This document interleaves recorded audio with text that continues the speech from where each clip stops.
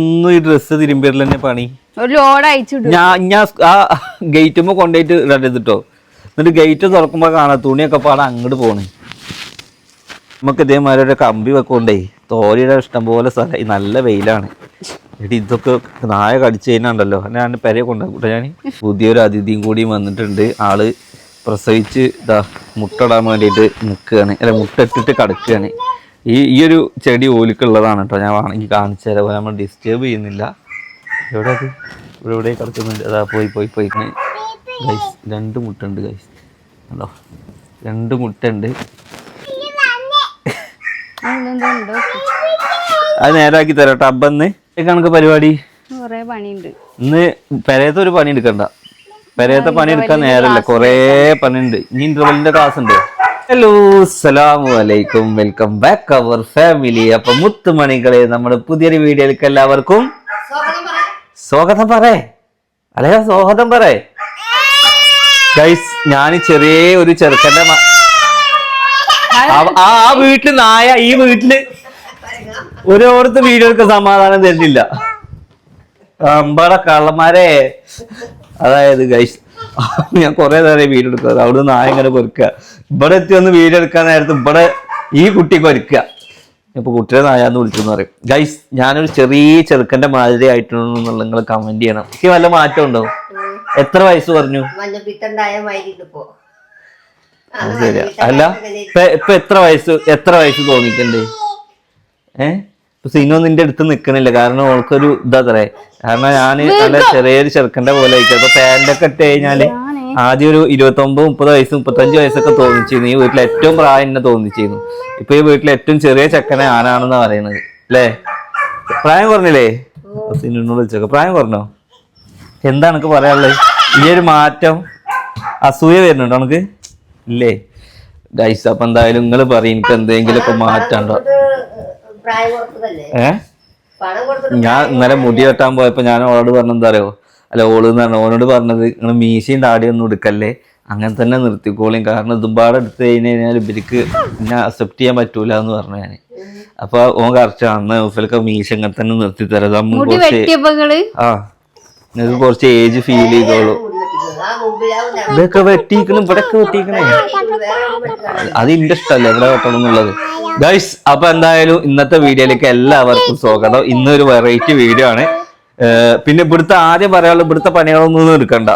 നിങ്ങൾക്ക് നോമ്പ് തുറയൊക്കെ പുറത്തുനിന്നാ?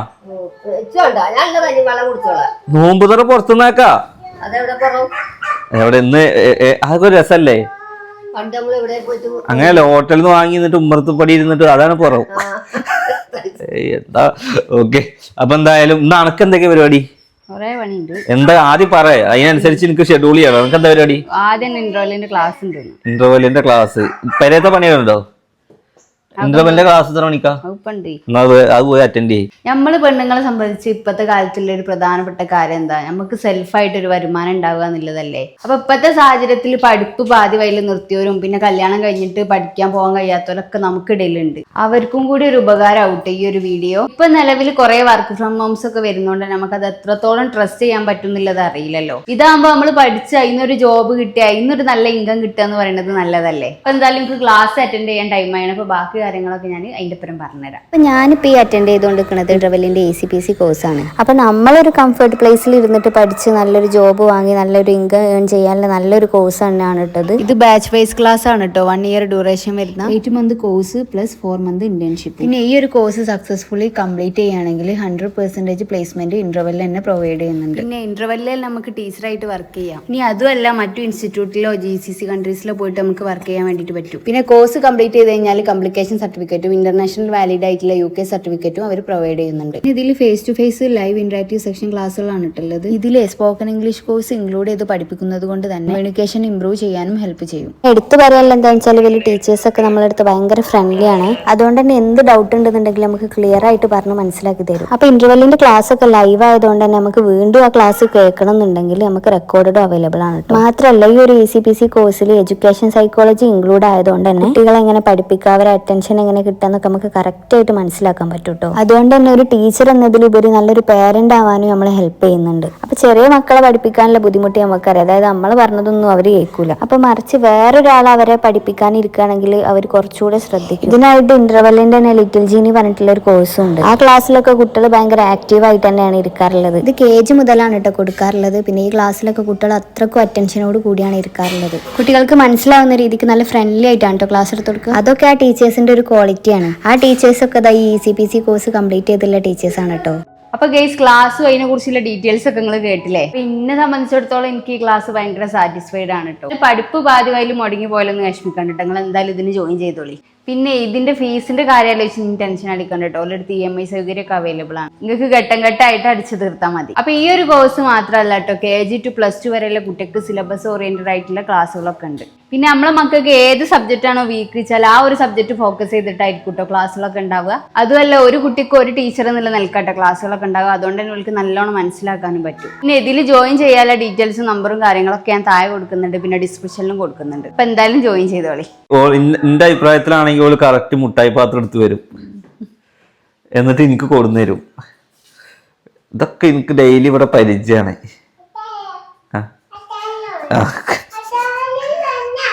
മുട്ടായി വേണം ഗൈസ്. അപ്പൊ നോമ്പ് 8ആയി. ഈ എട്ട് നോമ്പ് എടുത്ത ആൾക്കാർ ഒന്ന് കൈവക്കി. എടുത്ത ആൾക്കാര് എന്താ ആലോചിച്ചിട്ട് കൈവക്കണേ? അല്ലെങ്കിൽ സബ്സ്ക്രൈബേഴ്സിനോട് 8 നോമ്പ് എടുത്ത ആൾക്കാരൊക്കെ ജസ്റ്റ് ഒന്ന് എടുത്തു എന്നൊന്ന് പറയണ്ട കേട്ടോ. എടുക്കാത്തോല് ഞാൻ എന്താ ചെയ്യാ, ബാക്കിയുള്ളത് എടുക്കുക അല്ലേ? ഓക്കെ. അപ്പം എന്തായാലും 8 നോമ്പ് നമുക്കൊരു ക്ഷീണം ഉണ്ടാകുന്നില്ല. പക്ഷെ ഇതുവരെ ഒരു നോമ്പ് ഉറപ്പിക്കലിനും പോയില്ല. എന്നാണ് നോമ്പ് തുറ വെക്കണേ? വലിയ നോമ്പ് തുറവാണോ ചെറിയ നോമ്പ് തുറവാണോ? വിളിച്ചു കഴിഞ്ഞാൽ വരുന്ന ആൾക്കാരുണ്ടോ?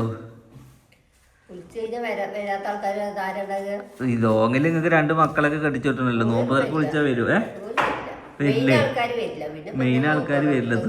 പിന്നെന്താ നോമ്പ് തുറ? അപ്പം എന്തായാലും 2 നോമ്പ് തുറയാണ് ഞാൻ വെക്കുന്നത്. ഒന്ന് ഈ പെരയിലും ഒന്ന് താഴത്തെ പെരയിലും. താഴത്തെ പെരയിൽ പോയിട്ട് നോമ്പ് തുറന്ന് വെച്ച് കഴിഞ്ഞാൽ ഭക്ഷണം ഇവിടെ വെക്കും. അവിടെ പോയിട്ട് നമ്മൾ എന്താക്കും, എണ്ണക്കടികൾ അവിടെ ഉണ്ടാക്കാം അല്ലേ? അടുപ്പത്ത് ഉണ്ടാക്കണം. നിങ്ങൾക്ക് ഉണ്ടാക്കാൻ വെക്കില്ല? പണ്ടത്തെ മാതിരി അടുപ്പൊക്കെ കാണിച്ച് കുറച്ച് പോകാം. ഇപ്പൊ അതിലൊന്നും വെയ്യാലേ, മാറി. ആചറ ഒരുപാട് മാറി. ആചറ മാറി. ഇനിയിപ്പോ സക്കാത്തും പൈസ നിങ്ങളൊക്കെ ഇനിയിപ്പോ കൊടുക്കേണ്ട ആളായിക്കണേ. ഉമ്മയൊക്കെ സക്കാത്ത് കൊടുക്കാൻ അർഹത ഉള്ള ആളാണ് ഇപ്പോട്ടോ. കാരണം ഉമ്മക്ക് ഇപ്പൊ ബാധ്യതകളൊന്നുമില്ല. ഉമ്മ വിറ്റതല്ലേ കൈ. ഇന്നലെ മിന്നാന്നോ വീട്ടിലേക്ക് ഒരു താത്ത വന്നു സക്കാത്തിന്. അതില് സക്കാത്തും പൈസ എന്നോടാ ചോദിക്കണ വെച്ചാൽ ഞാന് എന്താണ് ഒരു 100-50 ഒക്കെ കൊടുത്തിരുന്നു.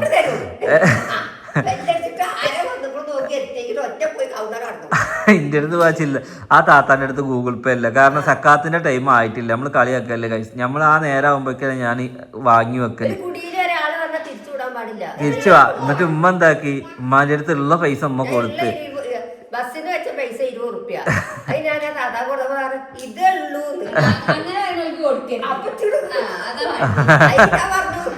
ഇതിപ്പോ ഞാൻ തൃക്കടിയിലേക്ക് വണ്ടിക്ക് വെച്ച പൈസയാണ്. വരുന്നവരോട് ഞങ്ങൾക്ക് തന്നതാണ്. അല്ല പറഞ്ഞിട്ട് കിട്ടിയത് വാങ്ങിട്ട് പോകാനാണ്. അതിൽ അങ്ങനെ വളന്തിയമ്മ ചെയ്യാൻ പാടില്ല. പറയണേ, 100 റുപ്യ കഞ്ഞി കുടിച്ചിട്ട് ഇത് കൂടി 20 റുപ്യ ഞാൻ കൊടുത്ത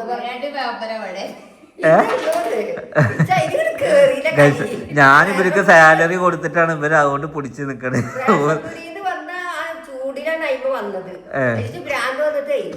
ഗൈസ്, ഉമ്മാടെ ജീവിത ശൈലി ഇതൊന്നും നോക്കിയിട്ട് നിങ്ങളിപ്പോ പറയരുത്. കാരണം പണ്ട് ഉമ്മാക്ക് ഒരുപാട് പൈസ ഉണ്ടായിരുന്നു. ഇപ്പൊ ഉമ്മാക്ക് പൈസ ഇല്ല.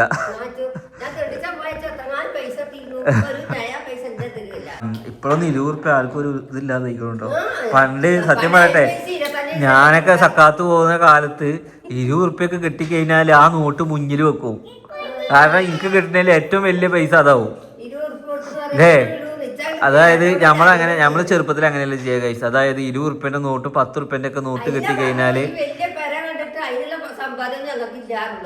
അതായത് ഞാനൊക്കെ അങ്ങനെ ചെയ്തിരുന്നു. 20 ഉറുപ്പിന്റെ നോട്ട് ഫ്രണ്ടിൽ വെക്കും, അല്ലെങ്കിൽ ഏറ്റവും വലിയ നോട്ട് ഏതാ വെച്ചാൽ അത് ഇങ്ങനെ അതിന് ഭയങ്കര നമ്മളിങ്ങനെ നോക്കി നിൽക്കൂലേ. ഇപ്പൊ 20 ഒരു ഉറുപ്പ്യ കൊടുത്തു കഴിഞ്ഞാൽ അന്നത്തെ 25 പൈസ കൊടുക്കണ മാതിരി ഇപ്പൊ. ഈ അമ്പലത്തിൽ പോണ ആൾക്കാരാണ് ഇവിടെ അധികം വരിക. താല്പര്യം ഈ കൈ വെക്കണോര് മറ്റൊരു വറുത്തവര്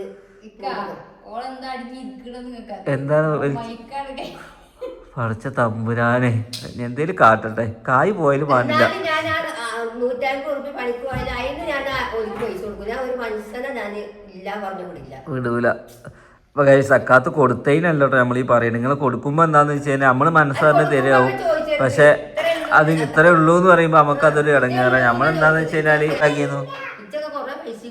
എത്ര ഒരു കുടീന്ന് 2000 വെറുതെ. പിന്നെ 2000 കിട്ടിയെങ്കിൽ 20 ഉറുപ്പിക കൊടുക്കുന്ന മോശമല്ലേ? നിങ്ങൾക്ക് കിട്ടാ, ബാക്കിയുള്ളവർ നിങ്ങൾക്ക് കൊടുക്കാൻ കഴിയില്ല അല്ലേ? എന്ത്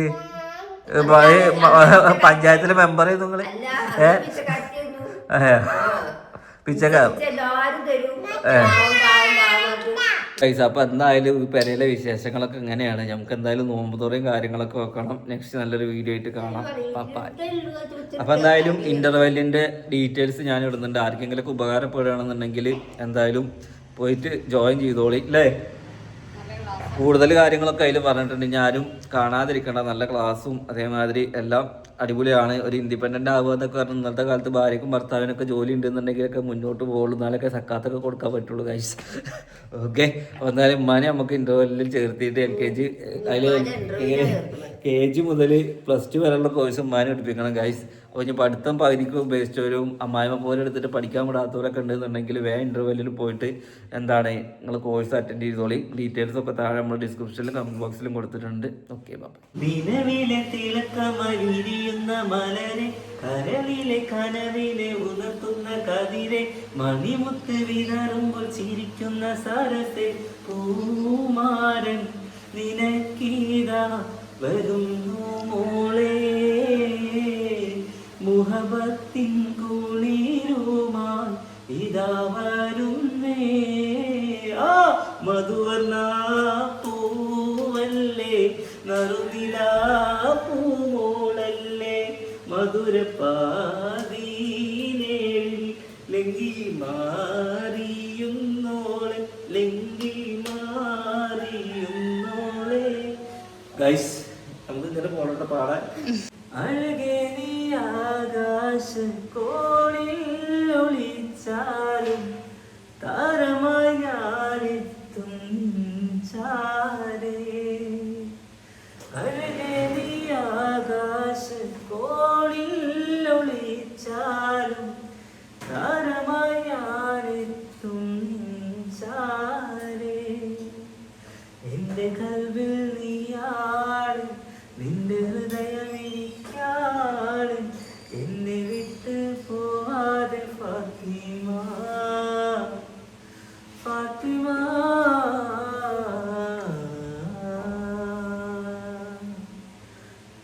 നെഞ്ചിനുള്ളിൽ നീയാണ്, കണ്ണിൻ മുന്നിൽ നീയാണ്, കണ്ണടച്ചാൽ നീയാണ് ഫാത്തിമ, ഫാത്തിമ.